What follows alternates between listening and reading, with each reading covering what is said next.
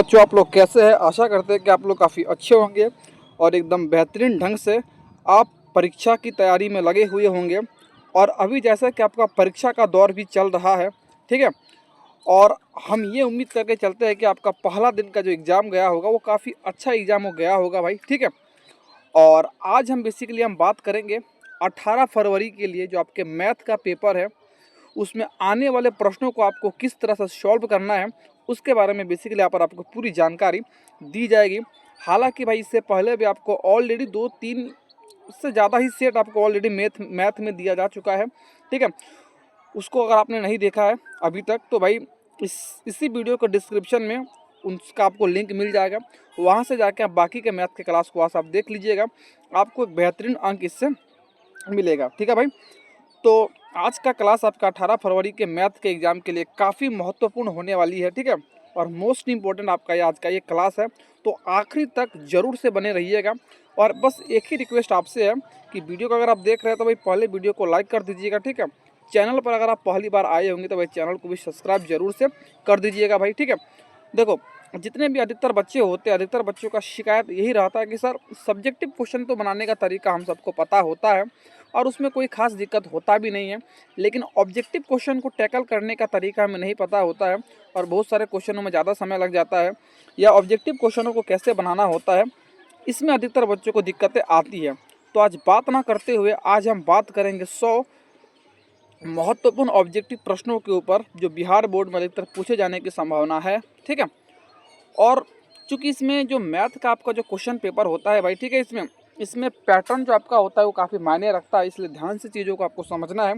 Concept अगर आपका शुरू से क्लियर है तो आपको कहीं से भी दिक्कत नहीं होगा, ठीक है भाई। तो ज़्यादा बातें ना करते हुए आज की वीडियो हो सकती है कि थोड़ी लंबी हो जाए, तो शुरू करते हैं भाई बिना किसी देरी के, ठीक है। और आपकी स्क्रीन पर यहाँ पर आपको दिखेगा आज का हालांकि अंतिम युद्ध है, ठीक है। चलो भाई, आपकी स्क्रीन पर पहला क्वेश्चन इसको आपको देखना है और एक क्वेश्चन जो है आपका आपका ठीक है। चलो भाई आप देखते हैं यहाँ पर आपकी स्क्रीन पर जो क्वेश्चन है इसको आपको सॉल्व करना है। जैसे पहला प्रश्न देखो भाई, इसको सॉल्व कैसे करना है। कहा गया है पहले प्रश्न में कि उसके यहाँ पर कहा गया है कि भाई 156, ठीक है, बट्टे में 2 का पावर x गुने 5 के पावर y के रूप में यदि 156 का अभाज्य गुणनखंड किया जाए तो 2 का घातांक क्या होगा। तो एक आसान सा क्वेश्चन है भाई, इसमें आपको बताना है कि अगर आप 156 का अभाज्य गुणनखंड करते हैं तो उसमें 2 के कितने घात होंगे। तो इसमें आपको कुछ खास करना नहीं है, इसमें आपको बस 156 का अभाज्य गुणनखंड आपको कर देना है। और हम उम्मीद करके चलते हैं कि आप सारे बच्चों को अभाज्य गुणनखंड बनाने आता होगा। यहाँ पर हम जैसे लिख दिए 156 और इसको यहाँ पर आपको क्या करना है, जब तक ये काटेगा इसको काटते रहे। जैसे इसको हम काटते हैं तो 2 सतह 14, एक आ जाएगा 2 अट्ठे 16, ठीक है। फिर इसको भाई आपके 2 से कटेगा तब इसको फिर 2 से काट दो, 2 तिया 6, 2 9 18, 39 बार में कटेगा। अब भाई चूंकि आगे अब ये 2 से नहीं कटेगा, अब ये सब 3 से कटेगा, अब 2 इसमें आएगा ही नहीं, तो भाई हमें बाकी चीज़ से मतलब नहीं है। इसमें सिर्फ हमें 2 का घातांक चेक करना था। तो भाई 2 इसमें है, 2 इसमें कितनी बार आया है, तो 2 इसमें 1 और 2, 2 इसमें 2 बार आया है। तो आपको बेसिकली इसी का ये घातांक ही बताना था कि इसमें 2 के कितने घातांक आ सकते हैं। तो भाई इसमें 2 के घातांकों की संख्या 2 ही हो सकती है, तो ऑप्शन नंबर ए हो जाएगा इसका बिल्कुल करेक्ट आंसर। आगे देखते हैं आपकी स्क्रीन पर क्वेश्चन नंबर 2, एक काफ़ी आसान सा क्वेश्चन है। इसमें आपको बताना है कि निम्नलिखित में से कौन सा एक अपरिमेय संख्या है। तो देखो भाई, अपरिमेय संख्या का मतलब होता है कि जो संख्या रूट से पूरी ना निकल पाता हो, ठीक है, यानी पूरी कट के वो नहीं निकल पाता, उसको हम कहते हैं अपरिमेय संख्या। जैसे यहाँ पर आप देखिएगा 16, तो 16 को अगर हम रूट से निकालेंगे तो ये इसका मान हो जाएगा 4, तो 4 एक परिमेय संख्या है। 25 को निकालेंगे तो 5 का स्क्वायर चूँकि हो जाएगा फिर 25। उसी प्रकार से 49 का हम निकालेंगे तो 7 बार में निकल जाएगा। लेकिन 20 को हम रूट से निकालेंगे तो पूरी तरह से नहीं निकल पाएगा, इसीलिए आपका सी हो जाएगा एक अपरिमेय संख्या। क्वेश्चन नंबर सी इसका हो जाएगा बिल्कुल करेक्ट आंसर। एक आसान सा क्वेश्चन था भाई। आगे देखते हैं हम फटाफट से हमारे क्वेश्चनों को, ठीक है। देखो भाई, क्वेश्चन नंबर 3 में और 4 इस दोनों को हम देखते हैं, ठीक है। देखो भाई, क्वेश्चन वीडियो हो सकती है कि थोड़ी लंबी हो जाए, लेकिन यहाँ पर जो सही अप्रोच है, जिस अप्रोच के साथ एग्जाम में आपको क्वेश्चनों को सॉल्व करना है, वो एक आपको सही अप्रोच यहाँ पर बताया जाएगा। जैसे कहा गया है यहाँ पर 0.13 पर रेखीय कोष्ठ बार का मान क्या होगा। अर्थात भाई देखो, सबसे पहले तो क्वेश्चन को आपको समझना है। कहा गया है यहाँ पर ये जो 0.13 लिखा हुआ है, इसके ऊपर एक रेकरी लगा दो। तो रेकरी यानी बार हम लगा दिए। अब इसका मान आपसे पूछा गया। तो देखो भाई, रेकरी वाले संख्या को बताने के लिए मैंने आपको एक आसान सा तरीका बताया था। वो क्या था कि जितने संख्या के ऊपर रेकरी है पहले उस संख्या को लिख लो। जितने संख्या पर रेकरी नहीं होता है उसको घटाना होता है। तो भाई 0 के ऊपर रेकरी नहीं है, तो 13 से अगर हम 0 घटाएंगे तो कोई फर्क तो पड़ेगा नहीं, इसलिए 13 को 13 ही रहने देते हैं। आगे उसके बाद हम बोले थे जितने संख्या के ऊपर रेकरी होता है उतना संख्या के बदले उतना 9 लिखना होता है। जैसे 2 संख्या के ऊपर रेकरी है, ठीक है, 2 अंक के ऊपर, तो 2 9 लिखेंगे। और बाकी दशमलव के बाद जितने अंक के बाद चूँकि रेकरी नहीं रहता उतना 0 होता है। तो लेकिन यहाँ पर कोई भी ऐसा संख्या नहीं है दशमलव के बाद जिसके ऊपर रेकरी नहीं है, तो यही इसका क्या हो जाएगा, आंसर हो जाएगा 13/99, जो कि आपको ऑप्शन नंबर सी में देखने को मिल रहा है। तो बिल्कुल इसका हो जाएगा correct answer C. Question number 4 में भाई आपको बताना है कि 2 क्रमिक का मतलब होता है लगातार, यानी 2 क्रमिक सम संख्याओं का मौसा क्या होगा। तो भाई इसको याद कर लेना, हो सके तो मैं आपको प्रूफ करके भी बता सकता हूँ, लेकिन एक आसान सा क्वेश्चन है। जब भी आपसे पूछे कि 2 लगातार सम संख्याओं का मौसा क्या होगा, तो 2 लगातार सम संख्याओं का मौसा 2 होता है, और विषम संख्या का पूछा जाए तो 1 होता है। लेकिन चूंकि आपको सम संख्या पूछा गया है तो इसका आंसर हो जाएगा बी। ठीक है, तो 2 लगातार सम संख्याओं का मौसा 2 हो जाएगा, और 2 लगातार विषम संख्याओं का मौसा 1 होता है। इसको आपको ध्यान में रखना है। क्वेश्चन नंबर 5 में आपको देखना है कि कहा गया बहुपद इतने के शून्यक का योग क्या होगा। देखो भाई, बहुपद के शून्यक का योग निकालने का एक फार्मूला होता है, आशा करते हैं कि आप जानते होंगे। और योग जो आपका होता है वो इस तरह से होता है फार्मूला में, जैसे अल्फा प्लस बीटा बराबर आपका फार्मूला होता है -b/a। तो इसमें -b यानी b का मान इसमें क्या है, तो भाई देखो ये शुरू वाला जो होता है इसको हम कहते हैं a, बाद वाला होता है b, ये वाला होता है c। तो -b लेना है, तो -b के जगह पर क्या लेना है, -4 है। तो ये माइनस माइनस कट के हो जाएगा प्लस, यानी b के जगह पर आ जाएगा 4। और a आपका कौन होता है, x के जगह पर आपका छुपा रहता है a। चूँकि x के यहाँ पर कुछ लिखा हुआ तो नहीं होता, यहाँ पर एक जो आपका होता है वो छुपा रहता है, इससे हम दे देंगे 1 से भाग, यानी जब भी इसको आप भाग दीजिएगा तो कैसा आंसर आ जाएगा आपका 4, जो कि ऑप्शन नंबर यहाँ पर आपको बी में मिल जाएगा। तो 5 का हो जाएगा बिल्कुल करेक्ट आंसर बी। आगे द्विघात समीकरण इतने के शून्यक ज्ञात करें। एक आसान सा क्वेश्चन है भाई, और एक द्विघात समीकरण में आपको बेसिकली भाई हम आपको बहुत बार शून्यक निकालना हम बता चुके हैं। एक आसान सा क्वेश्चन है, तो भाई प्लीज़ इसका जो आंसर है आप कमेंट में भाई जरूर से एक बार आप सॉल्व करके उसको हमको बताइएगा, क्योंकि शून्यक निकालने का तरीका एक ही होता है, जो आप करते हैं वो भी तरीका हम भी अपनाते हैं। तो इसका आंसर भाई आप कमेंट में जरूर से बताइएगा। एक आसान सा क्वेश्चन है। हम बढ़ते हैं हमारे क्वेश्चन नंबर नेक्स्ट के ऊपर, यानी क्वेश्चन नंबर 7 को देखते हैं। देखो भाई, क्वेश्चन नंबर 7 में आपको क्या करना है। क्वेश्चन नंबर 7 में यहाँ पर आपको बताना है कि समीकरण निकाय ये आपको दिया गया है, ठीक है, मतलब इसको अनगिनत हल के लिए, ठीक है, अनगिनत हल के लिए यहाँ पर के का मान हम क्या रखें कि इसका अनगिनत हल हो। तो देखो भाई, सबसे पहला चीज़ इसको हम एक एक देखो भाई, इसके लिए एक तरीका आपका ये होता है, एक फार्मूला होता है बेसिकली a1/a2, b1/b2 और c1/c2। इसी पर हम मान बैठा के हम पता कर सकते हैं कि किससे इसका अनगिनत हल होगा। तो इसको देखो, जैसे यहाँ पर आपका पहला है x है, यहाँ पर आपका होता है a1, यहाँ पर होगा a2, ठीक है, यहाँ पर होता है b1, यहाँ पर हो जाएगा आपका b2, यहाँ पर होता है c1, यहाँ पर हो जाएगा c2। तो फार्मूला में आपका होता है a1/a2। तो a के जगह पर यहाँ पर तो कुछ नहीं होता, यहाँ पर 1 छुपा है तो 1 लिख देंगे। आगे a2 कितना है भाई, यहाँ पर a2 आपका 5 है, तो 5 अच्छा बराबर। अब लिखेंगे b1/b2। देखो भाई, इसको लिखना नहीं है, खाली दिमाग में रखना है कि b1 b2 आपको सोचना है। तो जो आपका जो 2 नंबर वाला पार्ट है ये वाला, यहाँ पर आपका ये हो जाएगा यहाँ पर b1, तो b1 2 है, b2 वही, यहाँ पर वही आपको बोला जा रहा है कि भाई b2 हम क्या रखें। तो देखो भाई, कहने का मतलब है हम आप 2 के नीचे ऐसा इसमें इस 4 ऑप्शनों में से किस ऑप्शन को रखें ताकि 1/5 यहाँ पर भी बन जाए। क्योंकि ऐसा हो जाने से ही, यानी सारा यहाँ पर अगर आपका बराबर हो जाता है तो ही आपका क्या हो पाएगा, ये अनगिनत हल हो पाएगा इसका। तो आप खुद सोचिए, अगर 2 के नीचे अगर हम 10 लिखते हैं, 10, तो ही तो ये कट के आपका 1/5 बन पाएगा। बात बुझा रहा है, तब जाके आपका ये दोनों अगर बराबर होता है तब आपका ये अनगिनत हल हो जाएगा इसका, ठीक है। तो इसके लिए के जगह पर अगर हम 10 रखेंगे तो ही दोनों मान बराबर हो पाएगा, यानी ऑप्शन नंबर इसका जो हो जाएगा आपका बिल्कुल बी, बिल्कुल करेक्ट आंसर हो जाएगा। एक आसान सा क्वेश्चन था। आगे क्वेश्चन नंबर 8 में आपको भाई बोला गया निम्नलिखित में इसे कौन द्विघात समीकरण है। एक आसान सा क्वेश्चन है भाई। क्वेश्चन नंबर 8 में आपको बताना है कि द्विघात समीकरण इसमें से कौन है। देखो भाई, द्विघात समीकरण चेक करने के लिए द्विघात समीकरण का मतलब होता है जिसका घात 2 हो। सबसे पहला चीज़ देखो, सही से देखना है। और एक बात और, पावर भी आपको देखना है कि एक वास्तविक संख्या के रूप में होनी चाहिए। ठीक है, वास्तविक संख्या यानी दोस्तों उसका एक प्राकृतिक संख्या के रूप में उसका पावर लिखा होना चाहिए। जैसे रूट के अंदर जब भी हो तो समझ जाना है कि भाई वो द्विघात समीकरण नहीं होगा। बट्टे में दिया है, द्विघात समीकरण नहीं होगा। द्विघात पूछा गया लेकिन इसका घात 3 है तो ये भी नहीं होगा। आपके पास लास्ट एक ही ऑप्शन बचता है सी। तो इसका सीधा इसी तरह से भी आपको ऑप्शन देख के क्वेश्चनों को उड़ा देना है।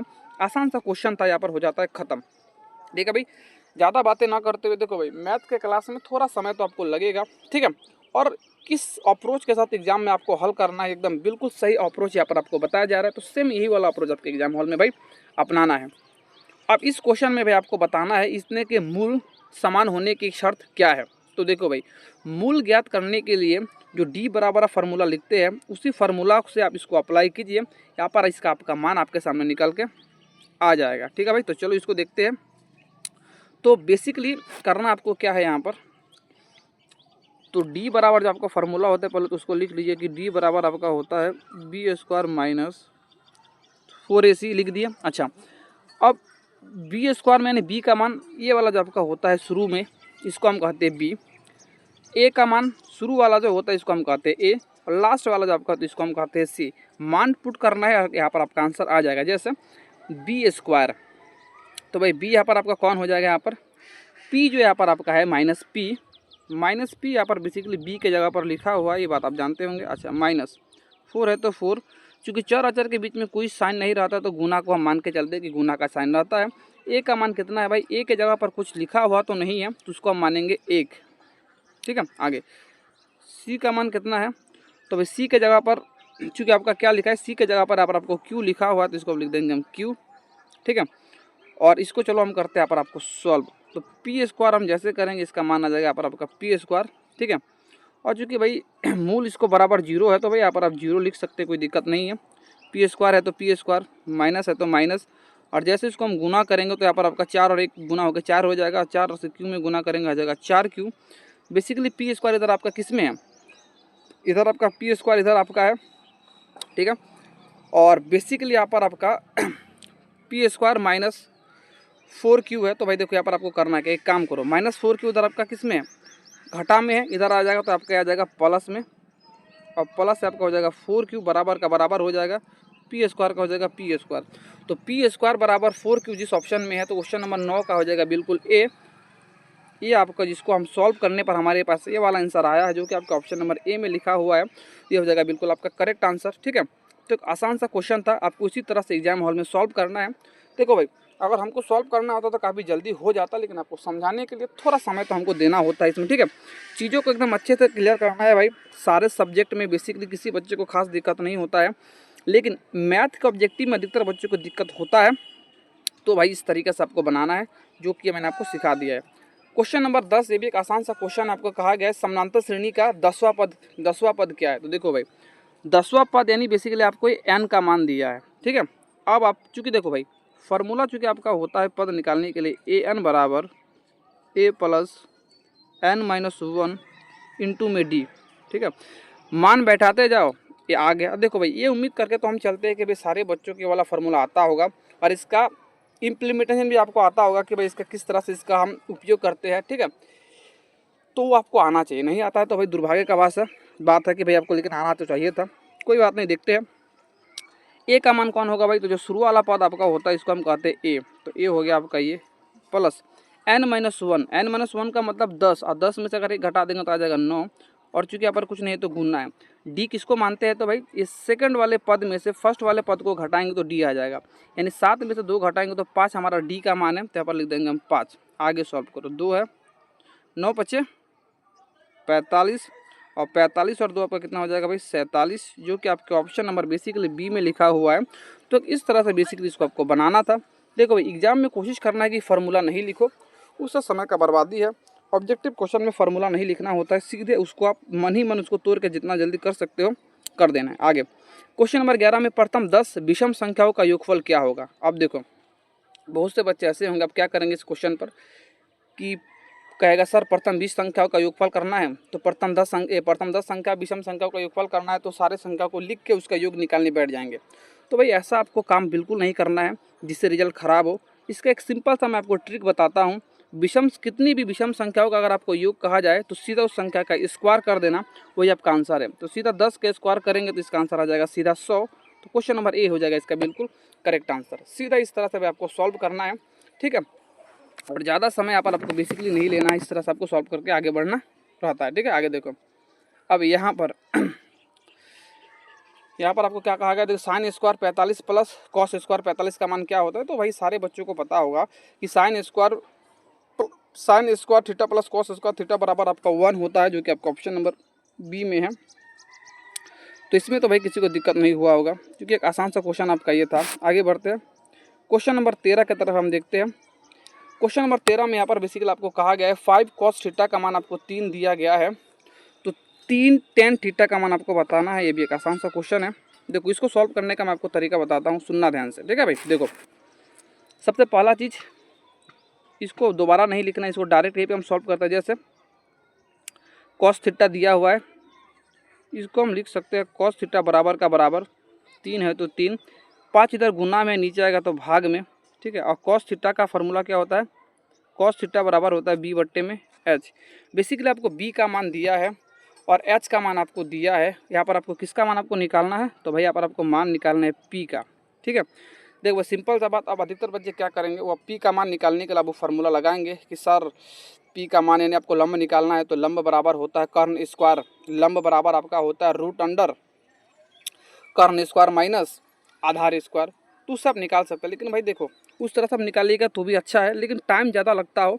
इसका एक ट्रिपलेट होता है, यानी 3 4 और 5, 3 4 5 एक समकोण त्रिभुज की 3 भुजाएं होती है। 3 हमारे पास है, 5 भी हमारे पास है, मतलब p यहाँ पर आपको ऑटोमेटिक 4 हो जाएगा। इस तरह से आपको भाई सोचना आना चाहिए। नहीं आता है तो फार्मूला से आप आराम से निकाल सकते हैं, कोई दिक्कत नहीं है। अब आपको 3 थीटा का मान बताना है। देखो भाई यानी 3 tan थीटा का मान, इसका मान आपको बताना हो तो tan 3 है 3, tan का मान, tan का फार्मूला क्या होता है, tan का फार्मूला होता है p बट्टे में b। अच्छा 3 है तो 3, p का मान कितना है, p का मान कहिएगा सर p का मान तो अभी निकालिए 4 है तो 4, b का मान कितना है तो b का मान 3 है तो 3 लिख दिए। 3 से 3 कट जाएगा, आएगा क्या आपके पास 4, तो 4 हो जाएगा इसका बिल्कुल करेक्ट आंसर, जो कि आपका ऑप्शन बी में है। तो इस तरह से बेसिकली इसको आपको बनाना था। तो एक आसान सा क्वेश्चन था ये। क्वेश्चन नंबर 14, ये तो एक बहुत ही आसान सा क्वेश्चन है। आपको बताना है कि ये किस चतुर्थांश में आता है, ठीक है। यानी अगर दो माइनस में दो संख्या किस चतुर्थांश में आता है। तो देखो भाई बहुत बच्चों को समझ में नहीं आ रहा होगा, मैं आपको बताता हूँ। जैसे ये आपका है, इसको हम कहते हैं एक्स अक्ष, इसको हम कहते हैं वाई अक्ष, ठीक है। पहले चतुर्थांश में दोनों में ही प्लस प्लस होता है, ठीक है। द्वितीय चतुर्थांश में क्या होता है माइनस प्लस, तृतीय चतुर्थांश में माइनस माइनस, और चतुर्थांश में क्या होता है प्लस माइनस। तो ये दो माइनस माइनस किस में है, तो भाई माइनस माइनस कहिएगा सर ये तो जो आपका तीसरा चतुर्थांश है, तीसरे चतुर्थांश में ही दोनों माइनस में होते हैं। तो ऑप्शन नंबर इसका आपका हो जाएगा सी, बिल्कुल करेक्ट आंसर। आगे मूल बिंदु से, भाई मूल बिंदु को दूरी का आपको सूत्र बताना है। तो क्वेश्चन नंबर जो 15 है इसका बिल्कुल आंसर हो जाएगा ए। एक आसान सा क्वेश्चन था, फार्मूला हालांकि आपको याद होना भी चाहिए, ठीक है, क्योंकि फार्मूला से भी डायरेक्ट क्वेश्चन पूछे गए हैं, जो कि आपको दिख ही रहा होगा यहाँ पर। आगे यहाँ पर आपकी स्क्रीन पर है क्वेश्चन, यहाँ पर नेक्स्ट क्वेश्चन आपकी स्क्रीन पर, क्वेश्चन नंबर 16, क्वेश्चन नंबर 17। इसको भाई यहाँ पर हम देखते हैं, ठीक है। इसमें आपको क्या बोला गया है इसको देखते हैं।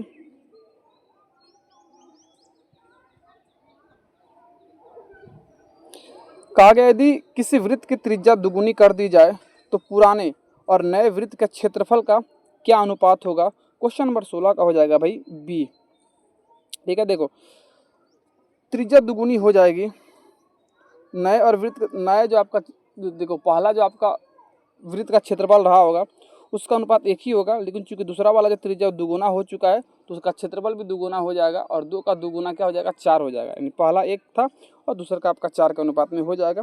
आसान सा क्वेश्चन था। क्वेश्चन नंबर 17 में आपको बोला गया एक बेलन और एक शंकु के आधार का समान है, यदि ऊंचाई और समान हो तो दोनों का आयतन का अनुपात क्या होगा। देखो भाई एक आसान सा क्वेश्चन ये भी आपका है।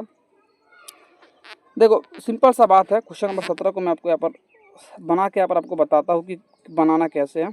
जैसे देखो यहाँ पर दो चीज़ों के यहाँ पर आपको दो चीज़ों का जैसे यहाँ पर एक बेलन एक शंकु है, दोनों की ऊंचाई और आधार समान है, तो दोनों का आयतन का अनुपात बताना है। तो सबसे पहला चीज़ दोनों का यहाँ पर आप फार्मूला पहले लिख दो।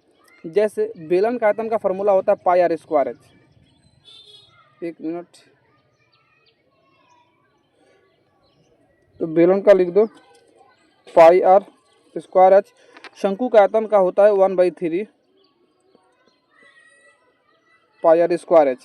अब दोनों बराबर है तो दोनों को हम काटेंगे तो हमारा मान आ जाएगा। जैसे पाई आर स्क्वायर एच से इधर से पाई आर स्क्वायर एच इधर खत्म हो जाएगा, हमारे पास बचा क्या यहाँ पर आपका 3:1, जिससे क्या होगा तिरछा, चूंकि इधर कुछ बचा नहीं, एक है, इधर भी कुछ नहीं बचा है, तो तिरछा तिरछी जैसे गुना होगा, इधर 3 से इसमें गुना होगा 1 से, क्योंकि इधर आपका एक बार में काटा तो 1 से 3 में गुना होगा तो 3, और इधर आपका 1 बच गया है तो 1, तो इसका आंसर हो जाएगा 3:1, जो कि आपका ऑप्शन नंबर बी में लिखा हुआ है। एक आसान सा क्वेश्चन था, करना कुछ खास नहीं था। बेलन और शंकु के आयतन को बराबर कर दो, दोनों को कॉमन मान को काट दो, बाकी जो बचेगा आपका वही आंसर हो जाएगा। सिंपल सा बात है। आगे भाई देखते हैं नेक्स्ट क्वेश्चन आपकी स्क्रीन पर। समय तो थोड़ा लग रहा है भाई, लेकिन कोई दिक्कत नहीं है, करेंगे हम चीज़ों को। क्वेश्चन नंबर 18 में आपको कहा गया है कि बहुलक निम्नलिखित में से कौन होता है। तो 18 का एक बहुत ही आसान क्वेश्चन हो जाएगा, जो सबसे अधिक बार आया होता है वही आपका बहुलक कहलाता है। आगे देखो भाई, जो घटना होती है, घटित होने वाली घटना और नहीं घटित होने वाली घटना, दोनों का मान बराबर 1 होता है, ये भी आप जानते हैं। तो क्वेश्चन नंबर बी हो जाएगा इसका बिल्कुल करेक्ट आंसर। आगे देखते हैं, अगला स्क्रीन पर आपके क्वेश्चन है, दोनों ही आसान से क्वेश्चन है। इसका भाई आपको कैसे बनाना है देखना। जैसे क्वेश्चन नंबर 20 में आपको बोला गया एक पासे को फेंकने पर एक अभाज्य संख्या आने की क्या प्रायिकता है। तो भाई सबसे पहला चीज़ देखो, अगर हम एक पासे को फेंकते हैं तो क्या क्या मान आ सकता है, यानी कुल संभावित मान, या तो 1 या तो 2 या फिर 3 या फिर 4 या फिर 5 या फिर 6। देखो भाई, और प्रायिकता निकालने का फॉर्मूला आपका होता है, नीचे हम लिखते हैं कुल मान। तो कुल मान कितने हैं, 1 2 3 4 5 6 मान है कुल, तो कुल लिख देंगे नीचे 6। और आपको अभाज्य संख्या के बारे में बताना है, तो आपको देखना इसमें कौन कौन सा अभाज्य है। तो देखो भाई, आपको पता होना चाहिए 2 एक अभाज्य संख्या है, 3 भी एक अभाज्य संख्या है, 3 भी एक अभाज्य संख्या है, 5 भी एक अभाज्य संख्या है। तो अभाज्य संख्या की संख्या इसमें 3 है, तो ऊपर लिख देंगे 3, बाकी इसको हम जैसे काटेंगे तो आ जाएगा 1/2। तो इसका आंसर हो जाएगा आपका ऑप्शन नंबर ए बिल्कुल करेक्ट आंसर। ठीक है। क्वेश्चन नंबर 21 तो एक बहुत ही आसान सा क्वेश्चन है, √3 एक क्या है, आपको कमेंट बॉक्स में इसका आंसर बताना है। एक बहुत ही आसान सा क्वेश्चन है। आगे बढ़ते हैं भाई, क्वेश्चन नंबर 22 में आपको बोला गया 2 परिमेय संख्याओं के बीच अधिकतम कितनी परिमेय संख्याएं होती है। तो सारे बच्चे को पता होना चाहिए कि 2 परिमेय संख्याओं के बीच में अनंत परिमेय संख्याएं होती है। एक आसान सा भाई क्वेश्चन था। देखो, जिस क्वेश्चन में टाइम नहीं लगता हो उसमें फालतू में समय देने का कोई फ़ायदा भी नहीं है। ठीक है, बाकी क्वेश्चनों के लिए तो भाई हम है ही। क्वेश्चन नंबर 23 में भाई आपको बोला गया है कि द्विघात बहुपद के शून्यकों की संख्या कितनी होती है। देखो भाई, घात जितनी होती है शून्यक भी उतनी ही होती है, तो द्विघात है तो शून्यक भी 2 ही होंगे। ऑप्शन नंबर 20 का हो जाएगा बिल्कुल करेक्ट आंसर। आगे बढ़ते हैं, क्वेश्चन नंबर 24 में आपको बोला गया है रैखिक समीकरण का घात कितना होता है। भाई देखो, रैखिक समीकरण का मतलब जिसका घात 1 होता हो। बहुत ही आसान सा क्वेश्चन था। क्वेश्चन नंबर सी, इसका आंसर हो जाएगा सी बिल्कुल करेक्ट आंसर। क्वेश्चन नंबर 25 में आपको बताना है x + y = 6 के लिए कितने हल होंगे। तो भाई इसका अपरिमित रूप से अनेक हल हो जाएगा। ऑप्शन नंबर सी इसका हो जाएगा बिल्कुल करेक्ट आंसर। यानी भाई आप एक यहाँ पर आप बहुत संख्याओं को लिख के आप 6 बना सकते हैं। ऐसी कोई ज़रूरी नहीं है कि सिर्फ 3 और 3 ही 6 होंगे, तो बहुत सारे संख्याओं को आप यहाँ पर रख के x और y की जगह पर आप 6 बना सकते हैं, कोई दिक्कत नहीं है। इसीलिए उसका आंसर हो जाएगा परिमित रूप से अनेक हल। क्वेश्चन नंबर भाई आपका जो 26 है, ये पिछले वीडियो में ये सेम क्वेश्चन आपको करवाया गया था। इसका आंसर भाई आपको कमेंट बॉक्स में ज़रूर से बताना है। एक अच्छा सा क्वेश्चन है भाई, हम उम्मीद करेंगे कमेंट बॉक्स में इसका आंसर आप भाई ज़रूर से दीजिएगा, ऐसी उम्मीद हम आपसे करते हैं। ठीक है भाई, आगे बढ़ते हैं। क्वेश्चन नंबर 27 और 28 इसको देखते हैं। ठीक है, इन क्वेश्चनों पर उतना समय नहीं लगेगा भाई। ठीक है, और देखो भाई, बाकी चैनलों की तरह बहुत ज़्यादा वीडियोस लंबी करके उतना फ़ायदा यहाँ पर कुछ खास नहीं है। इन सब क्वेश्चनों पर उतना खास समय लगता भी नहीं है। ठीक है, तो भाई ज़्यादा यहाँ पर समय देना भी इन क्वेश्चनों को मूर्खता है। ठीक है, क्वेश्चन नंबर 27 का अगर आप देखिएगा, कहा गया समीकरण ax² + bx + c = 0 के मूल वास्तविक और भिन्न होगा यदि। बस सिंपल सा बात है, d बराबर आपको फार्मूला जो होता है वो आपको पूछा गया, जो कि होता है b² - 4ac, जो कि आपको ऑप्शन नंबर यहाँ पर बेसिकली 27 का किस में लिखा हुआ है, 27 का आपको डी में मिल जाएगा। लेकिन इस चीज़ को आपको याद रखना होता है, b² - 4ac होना चाहिए, लेकिन ये जो मान होगा ये तो 0 से बड़ा होना चाहिए, ये जो होगा इसका मान, ठीक है, या उसके बराबर। इस चीज़ को याद रखना, 0 से छोटा होना चाहिए या फिर 0 से बराबर होना चाहिए, ये लिखा हुआ है, ठीक है। अच्छा, क्वेश्चन नंबर 28 एक बहुत ही आसान क्वेश्चन है और कोई ऐसा बच्चा हमको लग नहीं रहा है कि भाई होगा जिसको 28 नंबर क्वेश्चन का आंसर वो नहीं दे पाएगा। प्लीज़ भाई इसका आंसर आप कमेंट में दीजिएगा, ठीक है। आगे क्वेश्चन नंबर 29 में आपको क्या कहा गया, देखो भाई जिस क्वेश्चन का आंसर काफ़ी आसान होता है उसका आंसर भाई आप कमेंट में दिया करो, ठीक है, कोई दिक्कत ऐसे नहीं है। क्वेश्चन नंबर 29 में आपको बोला गया सभी वर्ग होते हैं, तो भाई सभी वर्ग क्या होते हैं, तो सभी वर्ग भाई समरूप होते हैं, ठीक है, ऑप्शन के हिसाब से समरूप कहेंगे, ठीक है। आगे हो जाएगा क्वेश्चन नंबर 30 में बोला गया बिंदु 3, 2 और 3 की एक्स अक्ष से दूरी आपको क्या कहना है। देखो भाई ये दूरी निकालना एक्स अक्ष से किसी बिंदु की एक आसान सा क्वेश्चन ये भी आपका है। ऑलरेडी इस तरह के क्वेश्चन आपको बहुत सारे करवाए जा चुके हैं, क्योंकि एग्जाम आपका जस्ट कल आपका एग्जाम है, ठीक है। तो तैयारी आपकी कैसी है भाई, इसको परखने के लिए भाई प्लीज़ इसका आंसर आप कमेंट में जरूर से दीजिएगा। कहीं से भी थोड़ी सी मिस्टेक अगर आप कीजिएगा तो उसका आंसर बताने के लिए भाई हम यहाँ पर है, लेकिन एक बार ट्राई भाई जरूर से कीजिएगा, ठीक है, क्योंकि ये समय भाई आपको अधिक से अधिक प्रैक्टिस करने का है। क्वेश्चन नंबर 31 एक काफ़ी आसान सा क्वेश्चन है, हर बच्चे को इसका मान याद होना चाहिए कि tan 60 डिग्री का मान क्या होता है। तो क्वेश्चन नंबर यहाँ पर आपका जो हो जाए क्वेश्चन नंबर 31। क्वेश्चन नंबर 31 भी एक काफ़ी आसान सा क्वेश्चन है, यहाँ पर आपको पूछा गया है कि tan 60 डिग्री का मान क्या होता है, ठीक है भाई। देखो tan जो 60 डिग्री का मान होता है बेसिकली वो आपका होता है √3। ऑप्शन नंबर ए हो जाएगा इसका बिल्कुल करेक्ट आंसर। बेसिकली सबको ऐसा ये पता होता ही है। आगे क्वेश्चन नंबर 32 जो आपको बोला गया भाई यहाँ पर आपको इसको सॉल्व करना है 32 नंबर क्वेश्चन को, कि भाई कैसे इसको आप बनाइएगा। देखो क्वेश्चन नंबर 32 को बनाने का मैं सबसे सरल तरीका आपको बताता हूँ कि कैसे बनेगा। देखो भाई सीधा साइन 18 है, तो जिस तरह से उसको रहने देते हैं नीचे।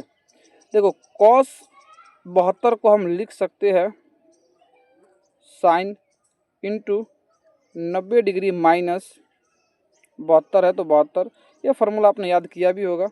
तो ऊपर आपका आ जाएगा साइन 18 का साइन 18 और नीचे साइन 90 में से 72 घटाएंगे तो यहाँ पर भी नीचे भी हमारा आ जाएगा साइन 18, जिससे दोनों मान कट जाएंगे। इसका आंसर हो जाएगा 1, जो कि आपके ऑप्शन नंबर यहाँ पर आपको किस में मिल जाएगा, बी में मिल जाएगा, ठीक है। आसान सा क्वेश्चन था भाई, आगे देखते हैं।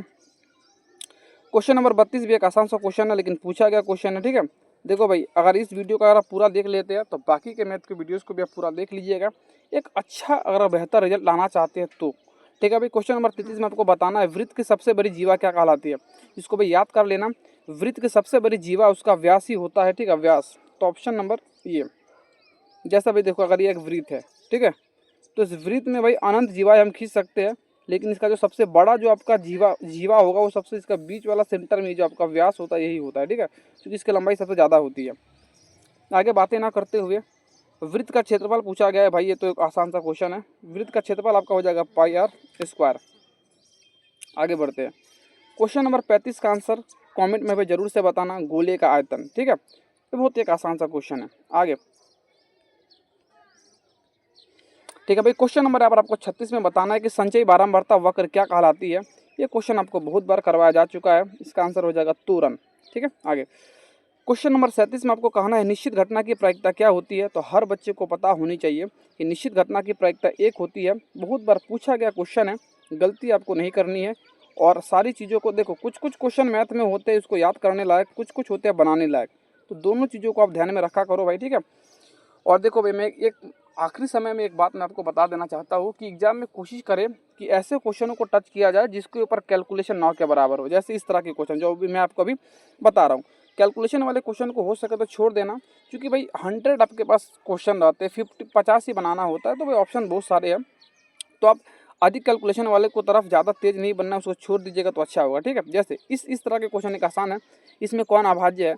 तो भाई देखो अभाज्य का मतलब जिसके सिर्फ 2 ही गुणनखंड हो, जो कि आपका ऑप्शन नंबर सी यानी बी में दिखेगा 23।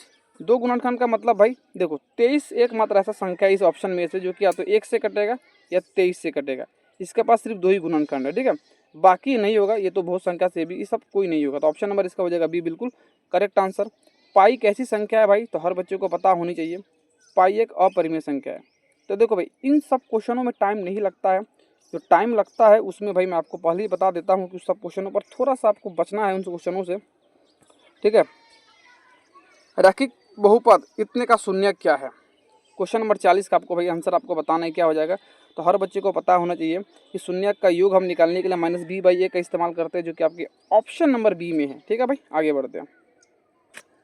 क्वेश्चन नंबर 41 में आपको भाई बताना है क्या बोला गया है। क्वेश्चन नंबर 41 में बोला गया है कि के इतने इतने इसमें आपको इस एपी में आपको के का मान बताना है। इस एपी में आपको किसका मान बताना है? के का मान। इस क्वेश्चन को भाई थोड़ा आप ध्यान से देखना, अधिकतर बच्चों की इसमें दिक्कत हो सकती है। देखो भाई, सुनना ध्यान से। देखो, के का मान निकालने के लिए सबसे अच्छा तरीका यही है कि दूसरा पद से, ये वाला जो आपका दूसरा पद है, ये दूसरा पद से इसको घटा दो तो डी का मान आ जाएगा। ठीक है, और यहाँ पर फिर आपको एक दूसरा पद दिख रहा होगा, यहाँ पर इस दूसरा पद से इस मान को घटा देंगे तो इस तरह से इसका मान आपका आ जाएगा। जैसे यहाँ पर क्वेश्चन नंबर जो आपका 41 है, ये भी एक आसान सही क्वेश्चन है कि दूसरा का जो आपका पद है, वो दूसरा का पद से आपको पहले पद को घटा देना है, फिर से उसका जो थर्ड पद है, उस थर्ड पद में से आपको सेकंड वाला पद को घटा देना है। इससे आपका आ जाएगा के का मान। कहिएगा सर कैसे, थोड़ा बना के बताइए। तो भाई जरूर से देखो, सेकंड वाला पद इसमें आपका क्या है? सेकंड पद इसमें आपका जो है वो आपका है इसमें 2k - 1। इसमें से आपको घटा देना है पहले पद के को, अब फिर बराबर कर देना है, और बराबर को उधर आपको लिखना है तीसरा वाला पद। और तीसरा वाले पद में से, क्योंकि इसका यही तरीका है, तीसरा वाला पद 2k + 1, और इसमें से आपको घटा देना है सेकंड वाले पद को, जिसका मान है 2k - 1। ठीक है, अच्छा अब इसको भाई कर दो सॉल्व, आपका आंसर आ गया। जैसे 2k से अगर हम 1k को घटा देंगे तो हमारे पास बचेगा 1k माइनस का माइनस 1 का 1। अच्छा आगे अब इसको सॉल्व करते हैं। यहाँ पर आपका 2k है तो 2k + 1 अब इस माइनस से अंदर हम गुना करेंगे तो -2k रहेगा, और माइनस माइनस इधर अंदर आपका हो जाएगा +1। अब इसको सॉल्व करो, इधर +2k से -2k ख़त्म हो जाएगा, इधर k - 1 बराबर, अंदर चूँकि 1 और 1 बचा है, दोनों को जोड़ देंगे तो हो जाएगा 2। के का मान निकालना है तो के बराबर का बराबर 2 का 2, 2 उधर माइनस में, इधर आ जाएगा प्लस में, और जैसे दोनों को हम जोड़ेंगे तो आपका आ जाएगा 3, जो कि भाई आपका ऑप्शन नंबर बी में लिखा हुआ है। तो इसका हो जाएगा बिल्कुल करेक्ट आंसर। उम्मीद हम करते हैं भाई आपको बनाने का तरीका समझ में आया होगा। और हालांकि भाई आप जितने भी बच्चे पढ़ते हैं, उम्मीद हम करते हैं इतने दिन तक अगर आपने ईमानदारी से पढ़ाई की होगी तो एक आसान सा सोल्यूशन इसको आपको पता होना चाहिए। ठीक है, चलो भाई, तो इस तरह से आपको बनाना था।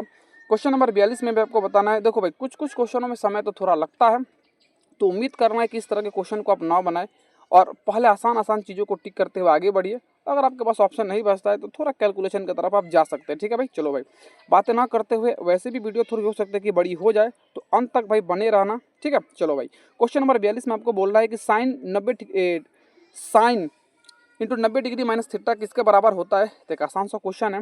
42 का हो जाएगा आपका बी, ये कॉस थीटा के बराबर होता है। हर बच्चों को ऐसे फार्मूला याद होना तो चाहिए भाई। ठीक है, याद नहीं है तो भाई याद कर लेना। क्वेश्चन नंबर 43 का भाई आंसर आपको कमेंट बॉक्स में बताना है। ये भी एक फार्मूला है त्रिकोणमिति का, तो एक आसान सा क्वेश्चन ये भी है। ठीक है, एक बात और, यहाँ पर आपको क्वेश्चन नंबर जो 44 है, जिसमें आपको बिंदु इतने और इतने को मिलाने वाली रेखा का मध्य बिंदु आपको बताना है। तो देखो भाई, मध्य बिंदु तो हालांकि हम उम्मीद करके चलते हैं कि सारे बच्चों को निकालने आता होगा, लेकिन फिर भी इसका मैं आपको बता देता हूँ। देखो भाई, मध्य बिंदु निकालने के लिए एक फार्मूला होता है। मध्य बिंदु का फार्मूला होता है x1 + x2 का होल स्क्वायर। जैसे देखो, ये रहा आपका x1, ये रहा x2, दोनों का क्या कर देना है भाई, सॉरी भाई, दोनों को क्या करना है, x1 + x2 दोनों को जोड़ के आधा कर दो। जैसे 4 6 कितना हो जाएगा, जैसे आपका ये रहा 4, ये रहा आपका 6, दोनों को जोड़ के कर दे देंगे आधा, तो आ जाएगा x का मान। y का मान निकालने के लिए रहा आपका y1, ये रहा y2, दोनों को जोड़ के फिर से आधा, तो फिर से 5 + 5 को जोड़ के कर देंगे आधा। होल स्क्वायर नहीं करना है भाई, कर दो, 6 4 हो जाएगा 10, 10 का आधा 5, 5 5 10, 10 का आधा 5, तो 5 और 5 यानी आपका ऑप्शन नंबर यहाँ पर आपका जो ए है ये हो जाएगा बिल्कुल करेक्ट आंसर। ये काफ़ी आसान सा क्वेश्चन था। क्वेश्चन नंबर 45 का आंसर भी आपको ऑलरेडी हम बता चुके हैं कि चक्रीय चतुर्भुज के सम्मुख कोणों का योग कितना होता है। इसका हो जाएगा 180 डिग्री होता है। तो 45 का बी, ऑलरेडी आपको बहुत बार ये चीज़ें हम बता चुके हैं पिछले वीडियोज़ में भी। ठीक है, क्वेश्चन नंबर 46 का भाई आपको माध्यिका बताना है। तो माध्यिका का मतलब होता है भाई बीच वाली संख्या। ठीक है, देखो ये भी एक आसान सा क्वेश्चन है। माध्यिका निकालने का सबसे अच्छा तरीका क्या है, पहले संख्या को भाई बढ़ते क्रम में लिखो। तो बढ़ते क्रम में लिखने के बाद सजाकर जो बीच में आएगा वही आपका माध्यिका होगा। हिंट आपको हम दे चुके हैं, कमेंट बॉक्स में बस इसका आपको आंसर फिल करना है। ठीक है भाई, आगे क्वेश्चन नंबर 47 में आपको बताना है कि असंभव घटना की प्रायिकता क्या होती है।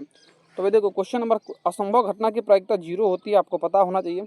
ऑप्शन नंबर बी हो जाएगा इसका बिल्कुल करेक्ट आंसर।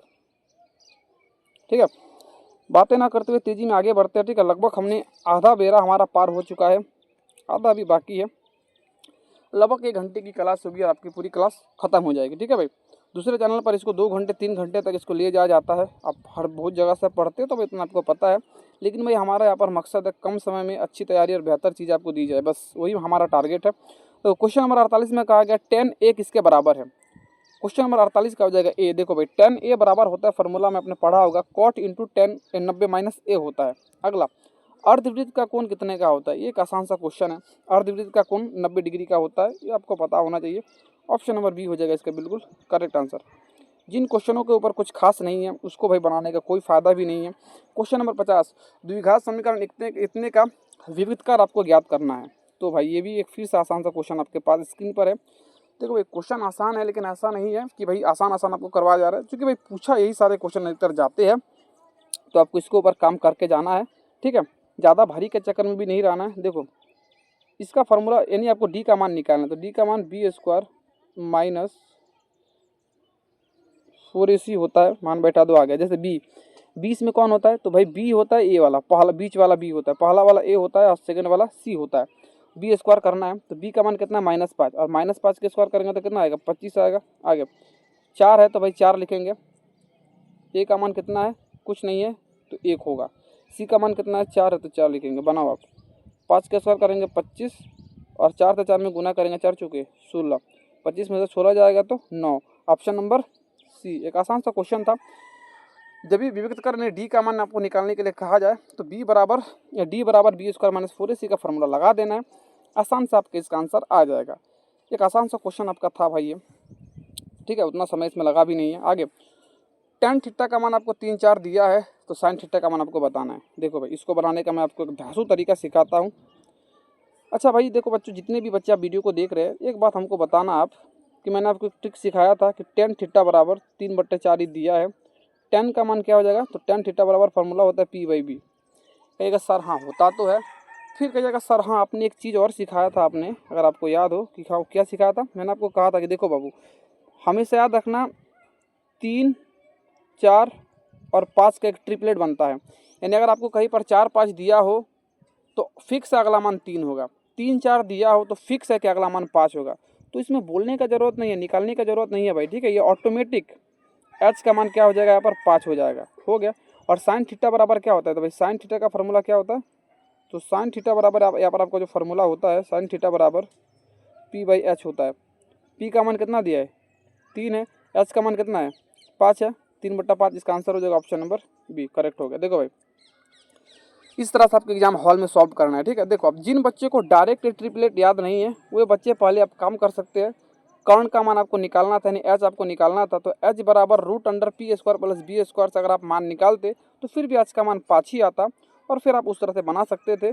लेकिन भाई ऑब्जेक्टिव में आपको यही तरीका फॉलो करना है जो मैंने आपको अभी सिखाया है। ठीक है, आगे देखते हैं। cos 60 डिग्री का मान आपको क्या हो जाएगा भाई, क्वेश्चन नंबर 52 में आपको बताना है। एक आसान सा क्वेश्चन है, और हम उम्मीद करके चलते हैं कि भाई सारे बच्चों को cos ये मान आपको सबको पता होना चाहिए। ठीक है भाई, आंसर प्लीज कमेंट में बताना है। ठीक है, आगे बढ़ते हैं, कमेंट में बता दीजिएगा, क्योंकि क्वेश्चन में कुछ खास जान तो है नहीं। ठीक है, अच्छा आगे बढ़ते हैं। क्वेश्चन नंबर 53 में आपको बताना है वाई अक्ष पर स्थित किसी बिंदु का एक्स निर्देशांक क्या होगा। ये भी एक आसान सा क्वेश्चन है। क्वेश्चन नंबर 53 का हो जाएगा बी, 0 हो जाएगा। क्या हो जाएगा भाई, 0।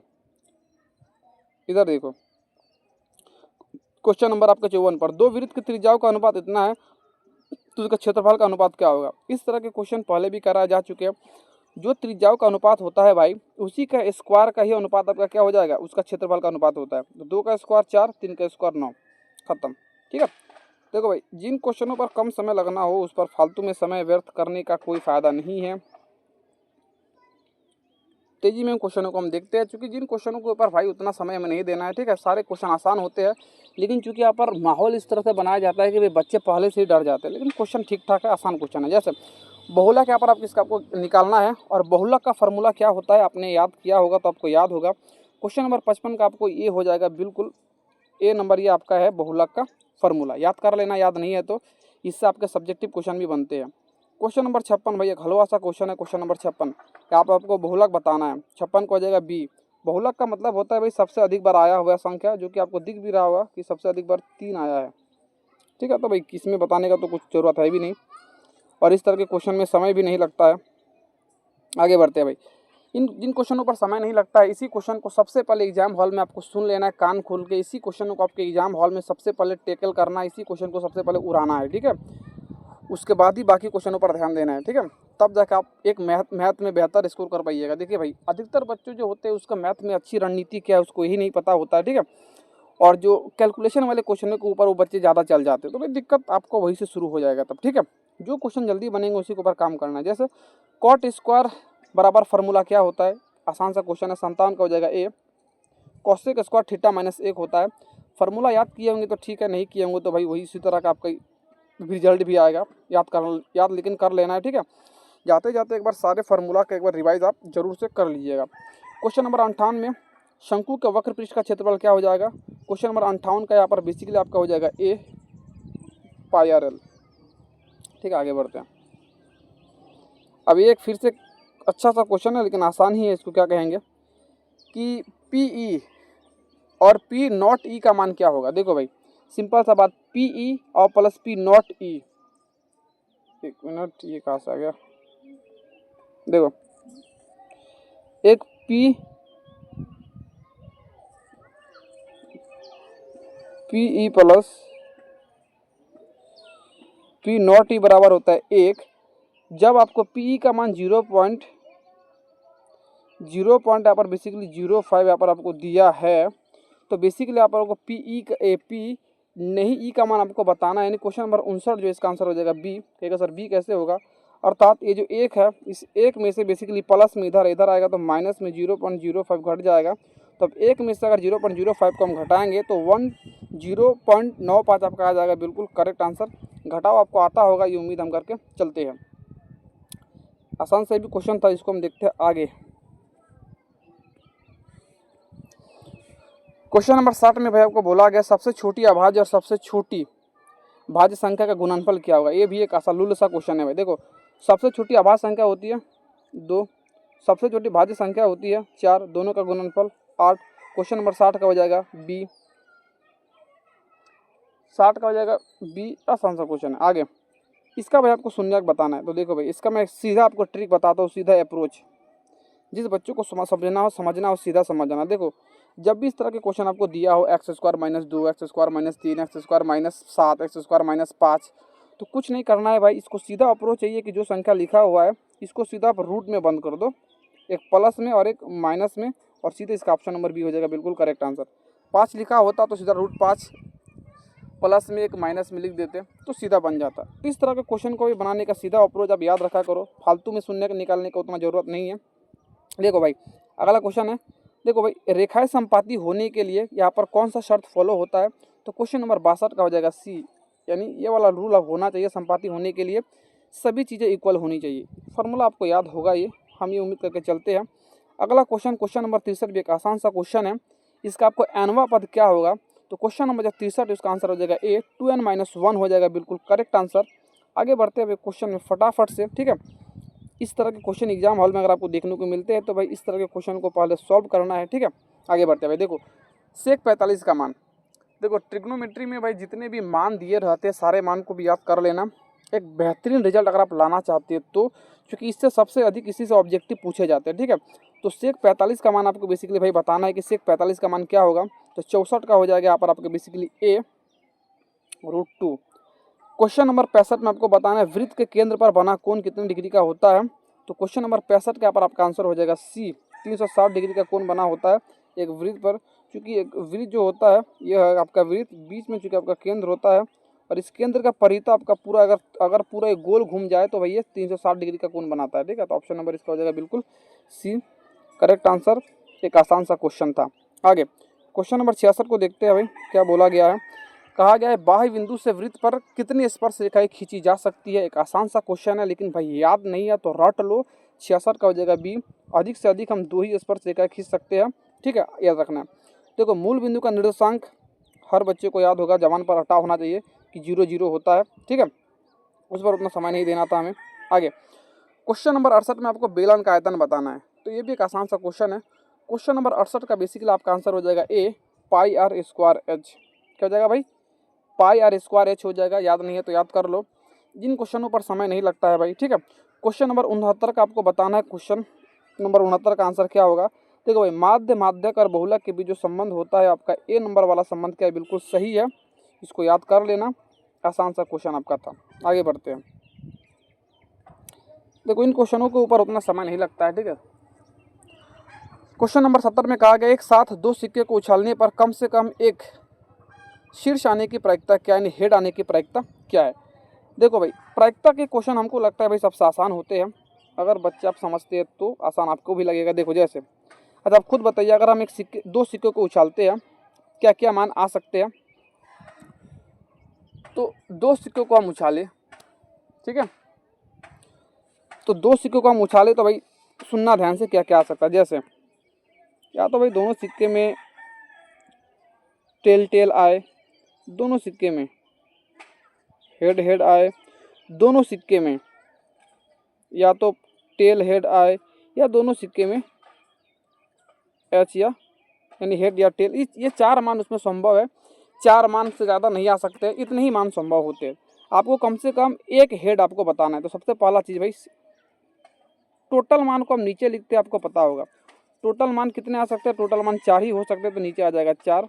और आपको कम से कम एक हेड चाहिए, तो कम से कम एक हेड में किसमें लिखा हुआ है? तो एक हेड इसमें भी है, एक हेड इसमें भी है, एक हेड इसमें भी है। तो 3 जगह पर एक हेड आ सकती है, यानी 3 ऊपर हो जाएगा। 3/4 आपका ऑप्शन नंबर बी में हो जाएगा। 70 का हो जाएगा बिल्कुल बी आपका करेक्ट आंसर। एक आसान सा क्वेश्चन था। देखो भाई, ये भी क्वेश्चन एक बिल्कुल आसान सा क्वेश्चन है, जो कि आपको अभी सिखाया गया था। ऊपर कॉस का मान आपको दिया है, यानी b/h का मान आपको दिया है। p का मान आपको निकाल कर कॉस स्क्वायर का मान आपको बता देना है। एक आसान सा क्वेश्चन है। इसका आंसर कमेंट में भाई आप जरूर से दीजिएगा, काफ़ी ज़्यादा हमको खुशी मिलेगी इससे। आप जरूर से कमेंट कीजिएगा। क्वेश्चन नंबर 72, इसको भी हम बताते हैं आपको कैसे बनाना है। कहा गया इसमें अल्फा प्लस बीटा का मान, इस शून्य इसके शून्य का अल्फा और बीटा है, तो अल्फा इंटू बीटा का मान आपको बताना है। तो भाई बताओ, कौन ऐसा बच्चा होगा जिसको भाई अभी ये ना पता हो कि अल्फा इंटू बीटा बराबर c/a फार्मूला होता है। इसमें आपको बैठा देना है। c का मान सबसे लास्ट वाला c होता है, कितना है? 10। तो 10। a का मान शुरू वाला होता है, a का मान कुछ नहीं है तो 1 छुपा रहेगा। 1 से 10 में भाग देंगे तो 10 ही आएगा। Option number A correct answer. कोई क्वेश्चन में कुछ था नहीं। क्वेश्चन नंबर 73 में आपको बोला गया वर्ग अंतराल 10-20 का वर्ग चिन्ह क्या है? तो क्वेश्चन नंबर जो आपका 73 है भाई, इसका आंसर हो जाएगा बी 15, ठीक है। यानी इसके बीच का मान आपका वही वर्ग चिन्ह कहलाता है। तो 10 और 20 के बीच का आपका होता है 15, तो यही इसका हो जाएगा बिल्कुल करेक्ट आंसर। आगे भाई, काफ़ी कम समय में हमने काफ़ी ज़्यादा क्वेश्चनों को देख लिया है भाई। एक बहुत अच्छी आपका एक रणनीति है, इसी तरह से एग्जाम हॉल में आपको करना है। प्रथम 5 प्राकृतिक संख्याओं का माध्य निकालना है। तो भाई ये हमको लगता है कोई ऐसा बच्चा नहीं है जिसको नहीं आता होगा। देखो, प्रथम प्राकृतिक संख्या का मतलब जो 1 से शुरू होता है और 5 संख्या का लेगा, यानी 1 2 3 4 और ये 5 माध्य निकालना है। तो जितनी संख्या है उसी से हमें भाग देना होता है। ये हर बच्चे को पता बेसिकली होना चाहिए, ठीक है। अच्छा, सबको हम जोड़ेंगे तो कितना आएगा भाई? सबको हम जोड़ेंगे तो आ जाएगा 2 और 1 3 और 3 और 3 6 4 10 और 5 15। 15 को 5 से भाग देंगे आ जाएगा 3। ऑप्शन नंबर 20 का बिल्कुल करेक्ट आंसर हो जाएगा, ठीक है भाई। क्वेश्चन नंबर 75, जो कि अभी भाई अगर आपको याद हो, इसी टाइप का सेम एक क्वेश्चन मैंने पीछे एक ट्रिक के साथ आपको बताया था कि x² - 2 के लिए एक ट्रिक था। तो इसी ट्रिक के साथ इसको आपको सॉल्व करके कमेंट में इसका आंसर आपको बताना है, ठीक है भाई। प्लीज़ आप लोग कमेंट किया करो भाई। कमेंट कीजिएगा तो भाई हमें भी उत्साह बनता है कि नहीं, बच्चे थोड़ा मन लगा कर देख रहे हैं, ठीक है। और भाई लास्ट तक वीडियो को देखा करो, ठीक है। इससे आपको बहुत ज़्यादा बेनिफिट मिलेगी। क्वेश्चन नंबर 76 में कहा गया है साइन 30 डिग्री का मान कितना होता है? तो ये भी एक आसान सा क्वेश्चन है। साइन जो आपका 30 डिग्री का मान होता है 76 का हो जाएगा बी 1/2 होता है। आगे देखते हैं आपका क्वेश्चन नंबर, यहाँ पर आपको 77 में बोला गया है 1 - sine square theta into sec square theta किसके बराबर होता है? तो क्वेश्चन नंबर जो 77 है भाई, इसका आंसर क्या हो जाएगा? क्वेश्चन नंबर 77 ये भी एक आसान सा क्वेश्चन है, जिसका आंसर यहाँ पर आपका हो जाएगा बी नंबर, यानी 1 होता है। देखो भाई याद रखना, इस तरह का अधिकतर क्वेश्चन का आंसर 1 होता है। अच्छा, मैं आपको एक बार बना के बता देता हूँ। जैसे देखो, अच्छा 1² - साइन स्क्वायर को हम क्या लिख सकते हैं? इसको हम लिख सकते हैं, बिल्कुल आप कहिएगा सर बिल्कुल इसको आप कॉस स्क्वायर थीटा लिख सकते हैं। अच्छा, गुना है तो गुना, सेक स्क्वायर को हम लिख सकते हैं 1/cos² थीटा, इससे दोनों कट जाएंगे और इसका आंसर हो जाएगा 1। ठीक है, तो इसका आंसर हो जाएगा ऑप्शन नंबर बी, बिल्कुल करेक्ट आंसर हो जाएगा। इसी अप्रोच के साथ आपको एग्जाम में क्वेश्चनों को हल करना है। ठीक है, देखो भाई वृत्त का त्रिज्याखंड का क्षेत्रफल, तो देखो वृत्त का त्रिज्याखंड का क्षेत्रफल आपको भाई याद रखना है क्या होता है। क्वेश्चन नंबर 78 का हो जाएगा ए θ/360 डिग्री बट्टे πr² होता है। ठीक है, इंटू πr²। इसको हम ऐसे भी बोल सकते हैं πr² θ/360, वो भी बिल्कुल आपका सही होगा। ठीक है, अगला है क्वेश्चन नंबर 79, एक आसान सा क्वेश्चन है। घनाभ का आयतन क्या होता है। देखो भाई जो घनाभ का जो आयतन होता है वो लंबाई, देखो घनाभ बेसिकली घनाभ जो बनाने का जैसे कि घनाभ जो आपका होता है वो कुछ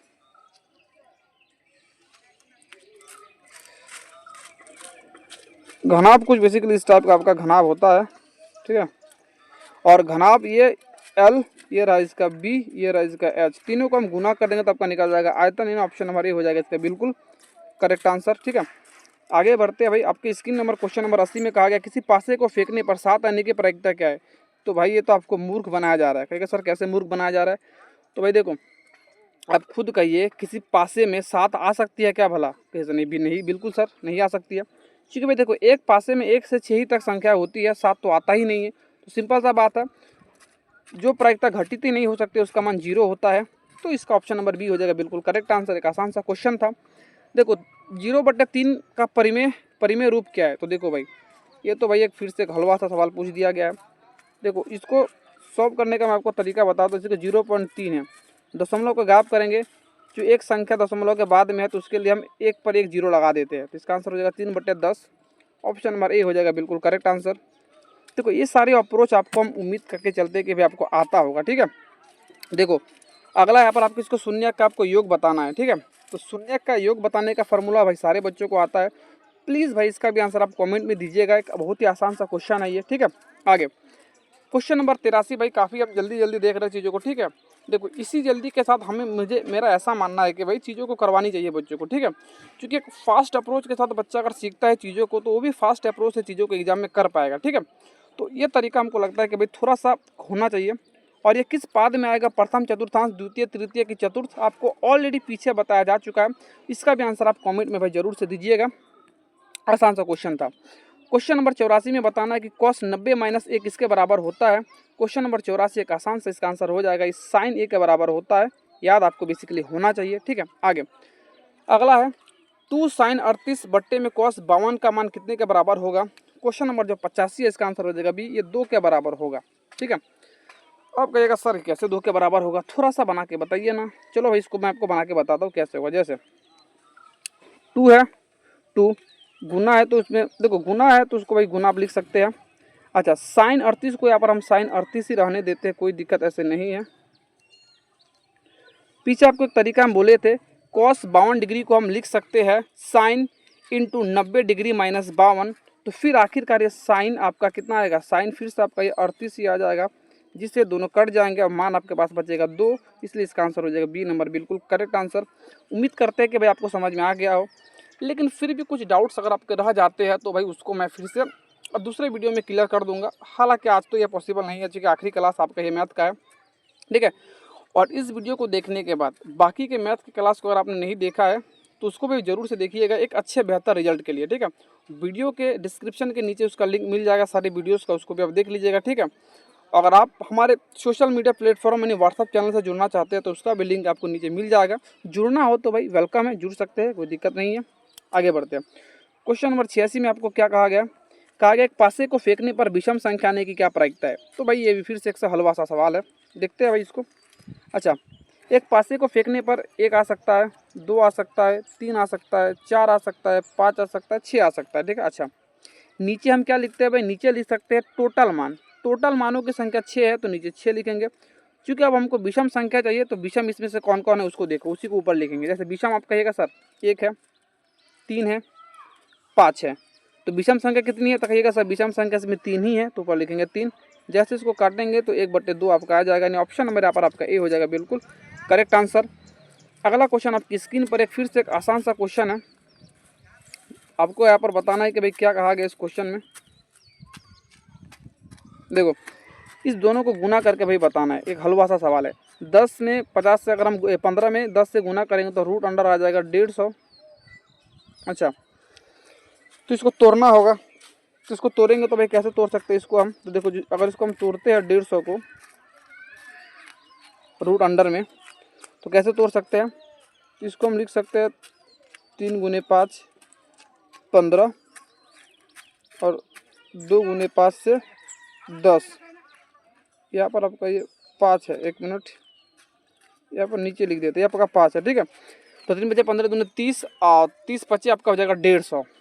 अब इससे देखो भाई 2 5 है, 2 5 का 1 5 बाहर निकल जाएगा, ठीक है, और एक 2 और एक 3 अंदर रह जाएगा, तो 2 3 हो जाएगा 6।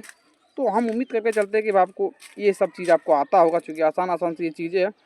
आगे बढ़ते हैं। क्वेश्चन नंबर आपकी स्क्रीन पर है 88, जिसमें फिर से कुछ नहीं करना है भाई, इसका आंसर कमेंट में देना है, लेकिन बहुत आसान सा क्वेश्चन है। कुछ नहीं करना है, जहाँ जहाँ पर ये साइन आपको दिखेगा वहाँ पर आपको 45 रख देना है और इसका मान आपको निकाल देना है, ठीक है भाई। आगे बढ़ते हैं, ठीक है। 1 घंटा मुश्किल से हम सबको लगा होगा, ये सारे क्वेश्चन निपट जाएंगे। देखो कहा गया इसका कौन सा पद 82 है, ठीक है, यानी बेसिकली इसमें आपको एन का मान बताना है। जैसे देखो फार्मूला तो होता ही, और फार्मूला आपको याद ऐसे होगा भी कि ए एन बराबर A plus N minus 1 into D होता है। अच्छा, ए एन का मान इस बार आपको बेसिकली दिया है 82 है ये। ए का मान शुरू वाला ही ए का मान होता है, यानी 2 होता है। एन का मान तो आपको निकालना ही है, तो नहीं दिया है। अच्छा, डी का मान कौन होता है, तो भैया सेकंड वाला जो आपका 6 है, सेकंड वाले में से फर्स्ट वाला मान को हम घटाएंगे तो आपका आ जाएगा डी का मान।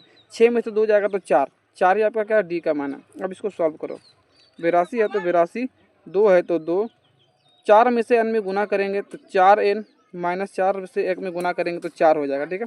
इसको आगे हल करते हैं। 82 है तो 82, देखो 2 इधर आपका है और 4 इधर है, घटाएंगे तो आ जाएगा -2 और प्लस आपका 4n है तो 4n, ठीक है।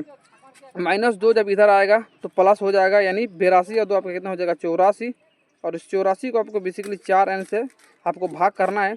तो 4 से जैसे इसमें हम भाग करेंगे 4 दूनी और 4 एकम 4, इसका आंसर हो जाएगा 21n का मान, जो कि आपका ऑप्शन नंबर यहाँ पर सी में है। ये भी काफ़ी आसान सा क्वेश्चन था, आपको इसी अप्रोच के साथ भाई बेसिकली बनाना होगा चीज़ों को। आगे, वृत्त की परिधि और व्यास का अनुपात क्या होगा। देखो भाई वृद्धि बेसिकली क्वेश्चन नंबर जो 90 है, ये भी काफ़ी एक आसान सा क्वेश्चन है। वृत्त का जो परिधि और व्यास के बीच का जो अनुपात होता है, इसको आपको सीधे याद कर लेना है कि पाई अनुपात 1 होता है। हालांकि दोनों का फॉर्मूला बैठा के कीजिएगा तो फिर भी इतना ही मान आएगा, लेकिन एक आसान सा क्वेश्चन है तो इसका डायरेक्ट अप्रोच भी आप सीधे याद रख सकते हैं भाई, ठीक है। अगर भाई आप यहाँ तक आ गए वीडियो को देखते हुए, ठीक है, वीडियो को लाइक नहीं किया तो भाई लाइक ज़रूर से कर दीजिएगा। बाकी दोस्तों यारों के बीच में भी इसको शेयर कीजिएगा, ठीक है भाई। इससे हमारा भी थोड़ा हौसला बना रहता है कि बच्चे हमारे साथ जुड़े हुए, हमें भी अच्छा लगता है वीडियोस बनाने में, ठीक है भाई। आगे बढ़ते हैं। क्वेश्चन नंबर 91 में आपको बोला गया कोसेक 45 का मान क्या है। इस मान का आंसर भाई आप कमेंट में हमको बताना है आपको कि इसका कोसेक 45 का मान कितना है। आसान सा क्वेश्चन है, याद नहीं है अभी त्रिकोणमितीय मान तो याद कर लेना भाई, नहीं तो बहुत ज़्यादा दिक्कत आपको होगी। क्वेश्चन नंबर 92 का आपको सीधा मूल बिंदु से आपको दूरी बताना है। तो question number A, root under x square plus y square होता है। हर बच्चे को याद भी होगा यार, ठीक है। इसमें काहे का उतना समय का लेना देनी इसमें करना है। क्वेश्चन नंबर यहाँ पर स्क्रीन पर है आपका, क्या बोला गया इस क्वेश्चन में, आपको बोला गया है यदि सूरज का उन्नयन कोण 60 डिग्री है तो 30 मीटर लंबी छाया की बनने वाली मीनार की ऊंचाई कितनी है। तो एक आसान सा ये भी क्वेश्चन है, क्वेश्चन नंबर 93 में। अच्छा, मैं इसको आपको बताता हूँ। जैसे देखो कहा गया है कि जैसे एक सूरज निकला हुआ है यहाँ पर, ठीक है, और बेसिकली सूरज की रोशनी इधर से पड़ रही है, और यहाँ पर बेसिकली आपका एक मीनार है ऐसा, और यहाँ से इसका जो उन्नयन कोण बन रहा है वो आपका बन रहा है भाई 60 डिग्री। और छाया का मतलब होता है, देखो भाई छाया का मतलब होता है बेसिकली, अगर ये मीनार है और मीनार यहाँ से आपका ये मीनार का पाद है, यहाँ से लेके इसके बीच की दूरी, इसी को हम क्या कहते हैं, इसी को हम कहते हैं बेसिकली इसका आपका छाया की लंबाई, ठीक है। तो छाया कितनी है इसकी, छाया इसकी है 30 मीटर। आपको बताना है मीनार की ऊंचाई कितनी होगी, यानी इसका आपको हाइट बताना है, ठीक है। देखो भाई अब आपको ऐसे त्रिकोणमितीय मान आपको देखना है जिसमें, यानी इसको हम कहते हैं P और इसको हम कहते हैं B, यानी एक ऐसा त्रिकोणमितीय मान खोजना है जिसमें P और B दोनों आता हो। तो भाई वैसा 10 में ही पॉसिबल है, 10, क्योंकि 10 बराबर ही P/B होता है, ठीक है। लेकिन चूंकि इसका मान 60 डिग्री है तो 10 60 का इस्तेमाल आपको करना है, ठीक है। तो 10 60 डिग्री बराबर हो जाएगा P/B। और tan 60 डिग्री का मान होता है √3, तो इस जगह पर हम रखेंगे √3। P का मान तो कुछ दिया नहीं है, चूँकि यही निकालना है तो P का P रख देंगे। B का मान दिया है 30, तो यहाँ पर हम कर देंगे 30, और जैसे तिरछा तिरछी आप गुना कीजिएगा, क्वेश्चन नंबर 93 का आपका आंसर हो जाएगा ए। 30 और √3 का हो जाएगा √30 √3, यानी ऑप्शन नंबर ए हो जाएगा बिल्कुल करेक्ट आंसर। एक आसान सा क्वेश्चन था, ठीक है। लेकिन देखो भाई, इस तरह के क्वेश्चन में थोड़े समय लगते हैं, तो इसको कोशिश करना है कि भाई हम छोड़ दें, ठीक है। लेकिन समय पर्याप्त है तो आप बना सकते हैं, कोई दिक्कत नहीं है। हम तो यही सलाह देंगे कि छोड़ देना उचित है। 94 का आपका आंसर हो जाएगा कि y बराबर 10 आलेख कैसी सरल रेखा होगी, तो x अक्ष के समानांतर ये बेसिकली होगी, ठीक है। ऑप्शन नंबर ए हो जाएगा इसका बिल्कुल करेक्ट आंसर। क्वेश्चन नंबर 95 में आपको बताना है कि निम्नलिखित में से कौन सा पद 2n² + 5 के रूप में है, तो उसका तीसरा पद होगा। तो भाई इसको बना के ही देख लेते हैं, ठीक है। n का मान आप कुछ भी रखिए, n का मान यहाँ पर हम 1 रख देते हैं। n का मान अगर आप 1 रखिएगा तो 2 × n 1 रखेंगे, n का मान, तो 1 का स्क्वायर कीजिएगा तो 1 ही आएगा, +5 है तो 5, 2 से 1 में गुना करेंगे तो आ जाएगा 2, अब +5 का मान रखेंगे तो भाई 1 मिनट, इसका तीसरा पद बताना था। सॉरी भाई, इसमें आपको तीसरा पद बताना था। तीसरा पद का मतलब होता है इसमें n का मान आपको 3 रखना होगा, तो 3 का स्क्वायर करेंगे तो 9 +5 = 5, 9 दूनी 18, अब आपका 5 हो जाएगा = 23, जो कि आपका ऑप्शन नंबर बी में है। एक आसान सा क्वेश्चन था, उम्मीद करते हैं आपको इसका बनावट समझ में आ गया होगा। क्वेश्चन नंबर 96 एक आसान सा क्वेश्चन है जो कि आपको बोला गया है, इसमें आपको इसका कोटि का मान बताना है। 96 का हो जाएगा बी, 4 इसमें कोटि है। देखो, शुरू वाले मान को हम कहते हैं भुज, x के मान को भुज, y के मान को हम कोटि कहते हैं, ये आपको पता होना चाहिए भाई, ठीक है। आगे tan² 30 डिग्री का मान आपको बताना है। आसान सा क्वेश्चन नंबर है। क्वेश्चन नंबर 97 में आपको बताना है, क्वेश्चन नंबर जो 97 इसमें आपको बताना है कि tan² 30 का मान, देखो tan 30 डिग्री का मान कितना होता है, पहले तो हमको ये बता दो आप, 1/√3 होता है। इसका आप जैसे स्क्वायर करेंगे तो 1/3 हो जाएगा, जो कि आपका ऑप्शन नंबर ए में हो जाएगा बिल्कुल करेक्ट आंसर, ठीक है भाई। आगे बढ़ते हैं, बस ये क्वेश्चन अब खत्म होने वाले हैं। लगभग 1 घंटा का क्लास आपका हुआ है और सारे क्वेश्चनों को हमने निपटा दिया है। देखो, sin 18 × cos 72 का मान कितना होता है, इस तरह के 2 क्वेश्चन ऑलरेडी आपको सॉल्व करवाया जा चुका है। प्लीज़ भाई इसका आंसर आप कमेंट में जरूर से बताइएगा, क्योंकि एक बार ऑलरेडी आपको हम बता चुके हैं इस क्वेश्चन का आंसर। आगे, एक बेलन का व्यास इतना है, ऊंचाई इतनी है, तो इसका वक्र पृष्ठ का क्षेत्रफल क्या होगा। देखो, बेलन का वक्र पृष्ठ का क्षेत्रफल क्या होता है, 2πr(h) होता है। फार्मूला क्या हो जाएगा भाई, 2πr(h). 2 है तो 2, पाई का मान कुछ नहीं दिया तो कितना लगेगा, 22/7। आर क्या होता है, तो आर होता है जो व्यास होता है, व्यास का आधा ही हो जाएगा आपका आर, यानी 14 हो जाएगा पर आपका आर का मान 14, ठीक है, 14। एच का मान कितना हो जाएगा, एच आपका हो जाएगा 20, ठीक है। इसको आप सॉल्व कीजिए, इसके पास आपका आ जाएगा आंसर, और इसको हम जैसे सॉल्व करेंगे इसका आंसर हो जाएगा 1760, ऑप्शन नंबर ए हो जाएगा बिल्कुल करेक्ट आंसर। इसको आप सॉल्व कर लीजिएगा, ठीक है भाई। क्वेश्चन नंबर 100 में आपको बताना है संचयी बारंबारता सारणी का उपयोग किसके निर्धारण में होता है। 100 का आंसर हो जाएगा ये, माध्यिका के निर्धारण में होता है, ठीक है भाई। आज हमने मोस्ट इंपॉर्टेंट 100 क्वेश्चनों का सिलसिला हमने देखा है। बाकी वीडियोस को भी आप जरूर से जाके डिस्क्रिप्शन में चेकआउट करके देख लीजिएगा, एक बेहतरीन रिजल्ट आपका हो जाएगा, ठीक है भाई। और कल के मैथ के क्लास के लिए आपको बेस्ट ऑफ लक, ठीक है। इस वीडियो को आज एक बार देखिए, और कल एक बार एग्जाम हॉल में भाई जाने से पहले एक बार वीडियो को जरूर से देखिएगा, ठीक है। आपको बहुत ही बेनिफिट्स मिलेगी भाई, ठीक है। और मिलते हैं आपके साथ किसी दूसरे वीडियो में किसी दूसरे टॉपिक के साथ। तब तक के लिए भाई जय हिंद, जय भारत।